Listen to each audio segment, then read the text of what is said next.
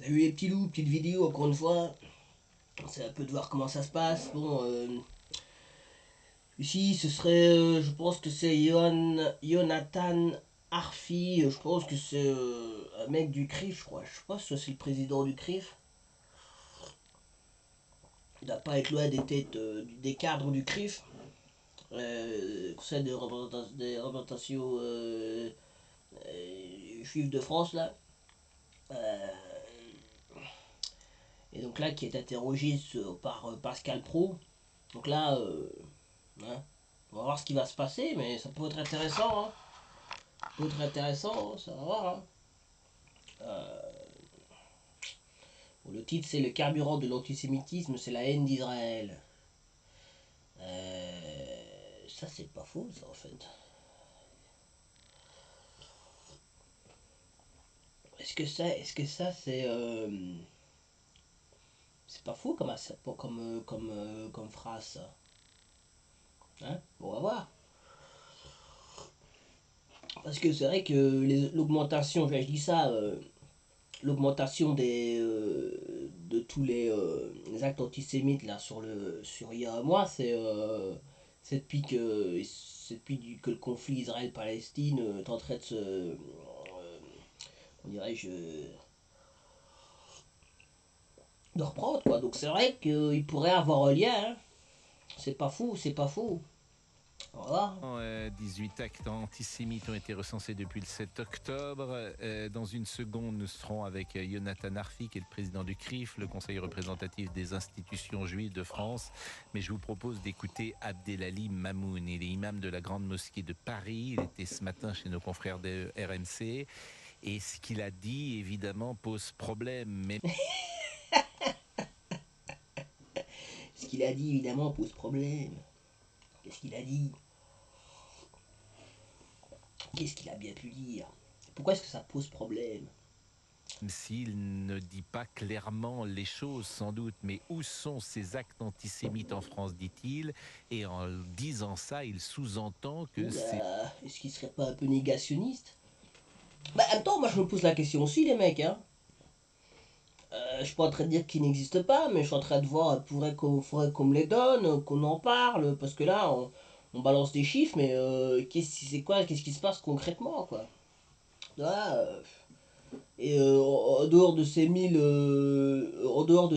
cas d'antisémitisme, enfin d'agression, actes antisémites, combien des gens qui vont être arrêtés vont aller arrêter en prison, quelles sont les gravités des actes, ça, les actes antisémites n'existent peut-être pas. C'est en tout cas comme cela que beaucoup l'ont interprété. Je vous propose de l'écouter. Parlons-en de ces actes antisémites. Pourquoi on n'en parle pas à la télé? Moi, j'aimerais bien. c'est ce que je viens de dire. Alors je sais que c'est, encore une fois, c'est vrai que pour les gens ça peut choquer un peu, mais bon, vous savez, chat échaudé, crée l'eau froide, hein, crée l'eau chaude, je sais pas quoi là. Non, mais c'est vrai que bon, il y a eu tellement de faux cas, tellement de, vous savez, ouais, tellement de faux actes antisémites que les médias ont rapporté comme ça là. Et puis bon, c'est vrai qu'il a raison, on n'en parle pas à la télévision là. Là, il dit qu'il y a des actes, mais tu vois, Bah Je comprends écoutez, pas ce que vous voulez dire. où sont ces 1200 et quelques actes antisémites qu'il y a en France? Pourquoi moi, j'aimerais bien qu'on les dévoile pour que nous puissions être véritablement solidaires et Mais qu'est-ce que vous sensibles voulez à dire? cette question. qu'est-ce que vous voulez dire par là? Ben, il veut dire ce qu'il veut dire, hein. Ce qu'il veut dire, c'est que bon, hein, en général, le trois quarts des cas déjà qui étaient médiatisés, c'était des mythos. Ouais, à part évidemment l'autre qui s'est fait cramer là, enfin l'autre qui s'est fait torturer pour je sais pas combien de temps là, bon ça fait un cas. Les attentats trucs cachers là, ça fait deux cas. Hein. Elle a peut-être eu, oui, mais trois quarts, les dernièrement là, les trois quarts des soi-disant, les deux derniers qu'on a balancés à la télévision, c'était des mythos. Donc c'est vrai que le mec il dit bon bah ok les mecs vous en parlez mais bon voilà allons dans le détail quoi. Hein. Allons dans le détail. Il a raison, hein. Il a raison, hein. Dévoiler. Moi, j'aurais voulu qu'on dise, voilà, telle synagogue a été profanée, tel cimetière a été profané, tel individu de confession juive a été agressé, pour que les musulmans de France soient sensibles à cette question. Nous ne nous contentons pas de chiffres. Mais encore une fois, pourquoi est-ce qu'il. Tu vois, c'est. Tu vois, il vient, amène l'imam de Paris, là. Tu vois. Moi, ça pas, j'y serais pas allé à l'imam, les mecs. Merde, quoi. Je rappelle que dans un métro l'autre jour, on a entendu des jeunes gens. C'est ça un acte antisémite. C'est un acte antisémite, ça. Ils étaient musulmans. C'est des actes antisémites, ça.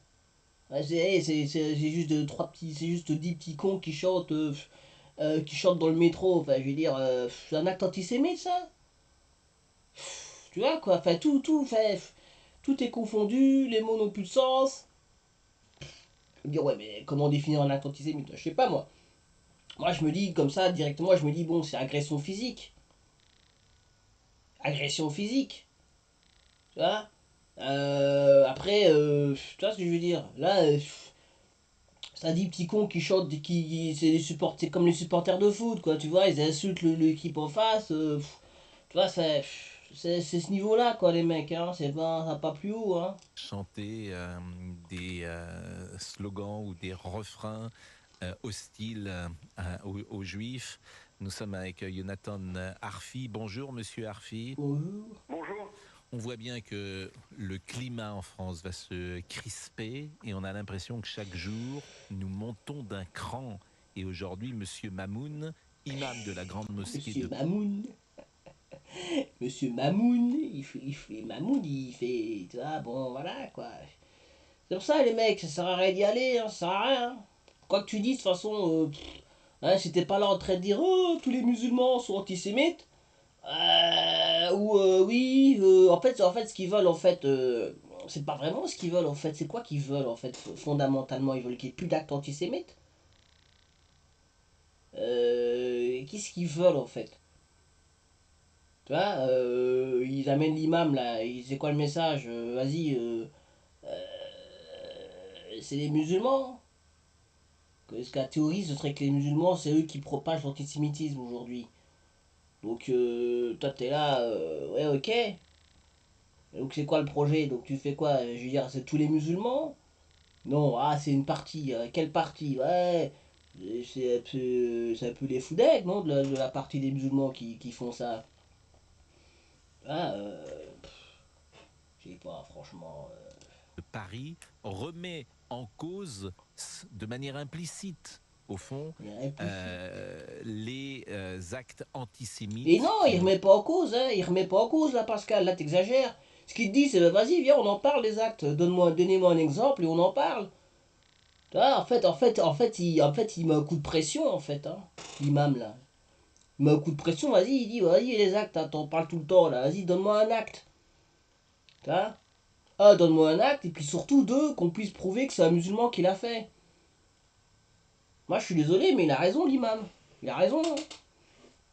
Il dit, bah vas-y, ouais, ok, il y a des actes antisémites, vas-y, viens, on en parle. Un, et puis deux, une fois qu'on en parle, on peut prouver, il faut ensuite prouver que le mec était musulman derrière. Parce que c'est ça la théorie, la grande théorie qui arrêtent pas d'en parler, là, Pascal Pro, là, la grande théorie que ce soit des musulmans qui le font au nom de l'islam. Parce que c'est ça, hein. Ce sera au nom de l'islam qui font les actes antisémites. Donc oui, il a raison le mec, on en parle, dites-le, voilà. Mais là c'est bizarre, c'est vrai qu'ils ont l'air, oh comment ça, vous niez, vous niez. Là, c'est un peu comme les autres, enfin, c'est un peu comme d'autres sujets, tu vois, à partir du moment donné où tu dis, bah, vas-y, viens, on regarde dans le détail, comment ça, vous niez, vous niez. Putain, ça c'est une défense un peu éclatée au sol, hein, Pascal. Tu vois, c'est éclaté au sol, là. lieu sur le sol de France. Oui, c'est exactement ça. Nous avons le sentiment qu'il est dans le déni de la réalité. Vous avez rappelé quelques-uns de ces actes. Un certain nombre d'entre eux ont fait l'objet d'une médiatisation importante. Le nier, c'est une manière, au fond... Certains noms, il y en avait que 3 sur 1100, quoi, quand même. 3 sur 1000 combien? 1200. Tu vois? 3 sur 1200, quoi. C'est même pas 1% des actes. 1% des actes. Merde, quand même. Tu vois? Moi, j'aimerais bien qu'ils aient dans le détail. Moi, je suis... Oh, de cultiver une atmosphère qui viendrait dire qu'on en ferait trop autour de l'antisémitisme. C'est ça le sous-entendu de son propos. là, vous voyez, là, c'est sous-entendu, c'est la taquia. Tu vois. Là, c'est ça le problème, hein, quand tu commences à mettre des pensées dans ce que disent les gens, on n'est pas sorti, en fait, on n'est pas sorti les mecs. Hein. Mais c'est ça la France. Hein. Qui contrôle la France? C'est pas vous, c'est pas moi. Nous, on est là, on rigole, on fait des petites vidéos, on rigole, mais fondamentalement, les mecs, nous, on contrôle rien du tout. Hein. Donc c'est même toi, mais peu importe ce que tu dis, en fait, on s'en fout, en fait, là. À part si tu te... comment dirais-je, à part si tu dis pas la même chose qu'eux, en fait, tout ce que tu vas dire, il y aura des sous-entendus. Tu vois, ouais, mais oui, il y a des sous-entendus, mais ça, les sous-entendus, les mecs... Et c'est un propos extrêmement grave parce que c'est ce déni de réalité qui, au fond, cultive les passages à l'acte, mais entretient d'où les passages à l'acte. J'appelle à ce que cet imam soit sanctionné par la Grande Mosquée de Paris. Ah, donc c'est le CRIF maintenant qui contrôle la mosquée de Paris, les mecs, vous voyez. Ah, en même temps, oui, en même temps, si, c'est vrai, hein. Si, c'est vrai, c'est le CRIF qui contrôle la mosquée de Paris, oui. À mon avis, hein. On va voir si l'imam de Paris, cet imam de Paris se fait dégager. Qu'en fait, on saura qui a le pouvoir sur l'islam en France. Et il faut faire attention, là, le CRIF, là, parce que le problème, c'est ça, hein. C'est quand on est en toute puissance, c'est là qu'on fait le plus de conneries. C'est souvent à ce moment-là, d'ailleurs, qu'eux, ils ont des problèmes, d'ailleurs, hein. Pas... Hein, mais c'est souvent à ce moment-là, toi, quand t'es hyper puissant, tu vois, tu te sens intouchable, et là, tu fais commencer à faire des conneries, tu vois. Là, si tu commences à virer les imams en France, là, les musulmans, ils vont se dire, ah, ok, c'est vous qui contrôlez le truc, ça va, ok, d'accord, on a compris. Ah, mais c'est vrai, je suis pas sûr que ce soit une bonne idée, ce qu'il fait, là, le mec du CRIF, là. Mais au-delà de cet imam, moi j'ai le sentiment, notamment dans la jeune génération, je fais une fracture. Alors, bien sûr, je n'ai pas d'enquête précise pour dire cela. C'est simplement à travers les conversations que j'ai. Je rencontre des musulmans de 60 ans, 70 ans qui sont parfois surpris. Ouais, enfin, ouais, je rencontre, ouais, le mec de 70 ans, ouais, je veux dire, oui, ça, les pensionnés, mais bon, ça, c'est pour tout, ça, je suis désolé, entre Français de 20 ans et Français de 70, politiquement, c'est pas du tout la même chose, hein, il a l'air de dire, ah, c'est bizarre, les musulmans, quand ils sont vieux, quand ils sont jeunes, ils sont différents. Ben, toutes les populations, toutes les cultures, toutes les religions sont différentes. Hein, entre un rabbin de 80 ans et un petit jeune juif de 19, je suis pas sûr qu'ils ont la même vision du monde. Hein. Enfin, je veux dire, les mecs, les mecs. Bah, en fait, Pascal, au final, il est pas si. En fait, voilà, il essaye un peu de dire, bon, c'est pas tous les musulmans, c'est la jeunesse musulmane. Ouais, ouais, toi, parce qu'il peut pas dire c'est tous les musulmans, tu vois, parce que s'il dit c'est tous les musulmans, il y a un problème. Tu vois, il y a un problème.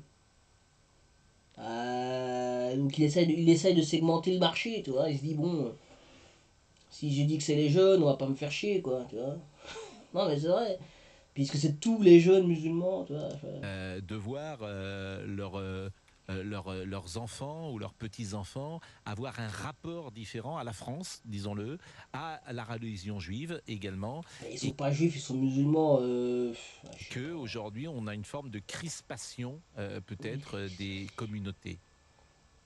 Il y a très clairement une question qui se pose sur l'adhésion aux préjugés antisémites dans certains groupes dans la population française. Une étude de la Fondation pour l'innovation politique il y a quelques années avait démontré que les Français qui s'identifient comme musulmans avaient un taux d'adhésion aux préjugés antisémites plus élevé que la moyenne des Français. C'était le cas aussi à l'extrême gauche et auprès des sympathisants de l'extrême droite. Mais en l'occurrence, là, nous parlons ce matin des Français qui s'identifient comme musulmans.